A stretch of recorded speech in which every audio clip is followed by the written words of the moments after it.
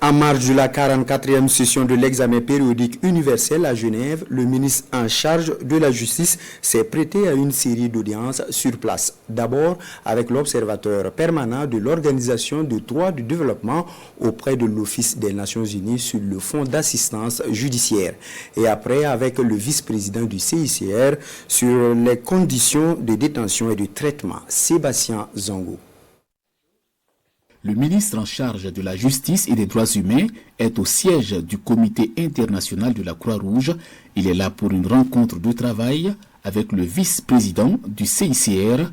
Sur la table des échanges, plusieurs domaines de coopération, notamment celui concernant les personnes privées de liberté et la collaboration pour renforcer les capacités du système pénitentiaire en vue de garantir des conditions dignes et humaines de détention et de traitement. Nous avons également pu évoquer le travail du mouvement international de la Croix-Rouge et du Croissant-Rouge dans le rétablissement du lien familial pour des personnes disparues. Et finalement, nous avons évoqué la collaboration sur le droit international humanitaire, notamment, c'est-à-dire le travail que nous effectuons notamment avec la commission interministérielle pour les droits humains et le droit international humanitaire, et le rôle du CICR, du Comité international de la Croix-Rouge, pour soutenir les efforts du Burkina Faso dans l'intégration du droit international humanitaire et le respect de ce droit dans les opérations. Le CICR, à travers la délégation sur place à Ouagadougou, nous appuie sur divers domaines, qu'il s'agit des personnes privées de liberté à travers le système pénitentiaire, qu'il s'agit aussi des renforcements des capacités, aussi de nos structures telles que le SP-CIMDH.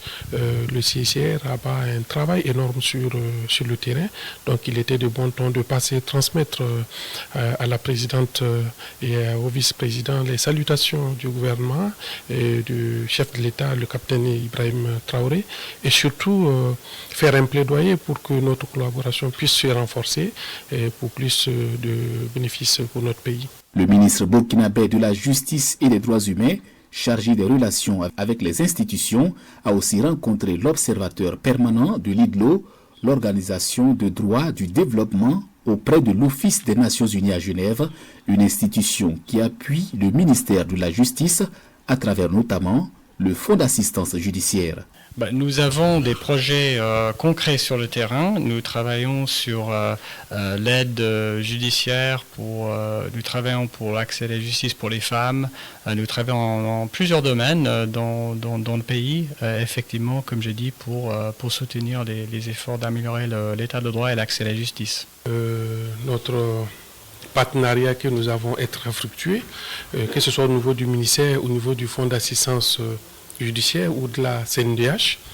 Le programme a pu intégrer à la justice pénale du Burkina Faso, du Mali et du Niger qui vient à expiration en août 2024. Ça a été l'occasion pour nous de souhaiter que ce programme puisse être renouvelé afin que notre pays continue à bénéficier de l'appui.